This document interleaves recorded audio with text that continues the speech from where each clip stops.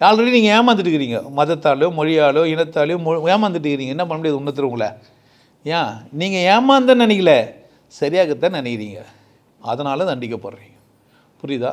அப்போது ஒருவன் கொண்டாட்டமாக இல்லாததுக்கு காரணம், தெளிவாக இல்லாததுக்கு காரணம் யார்? அவன் தான். ஏன்னா கடவுள் எப்போதும் வாய்ப்பு கொடுக்குது. உங்களுக்கு வலியாவோ இல்லை துக்கமாகவோ பெயின்ஃபுல்லாகவோ ஏதோ ஒரு பிரச்சனை வருது, நீங்கள் தான் திரும்பவே இல்லை. நிறைய பேர் பிரச்சனை வரும்போது கடவுள் பக்கம் திரும்புறதுக்கு காரணம் என்னன்னா, கடவுள் உங்களை நேசிக்கிறார், தண்டிகளாக இல்லை. வழியை கொடுத்து என்ன பண்ணுறாரு? வழியை காட்டுறாரு. இல்லைன்னா என்ன பண்ணுவீங்க நீங்கள்? கால் நந்துனே இருக்குதுன்னாக்கா அறுத்து போய் வழி போச்சேன்னா என்ன ஆகும்? கதையே இருக்குது.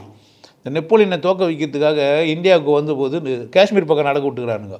600 படை வீரர்கள் காலி, காலெலாம் புழு பூச்சி சேர்த்துட்டான். ஐஸில் நடக்க கால் மறுத்துக்கும். கால் என்ன ஆச்சுன்னே தெரியாது. இன்றைக்குமே இப்போ அங்கே மிலிட்டரியில் வேலை செய்கிறவங்களுக்கு அது மாதிரி பிரச்சனை இருக்குது.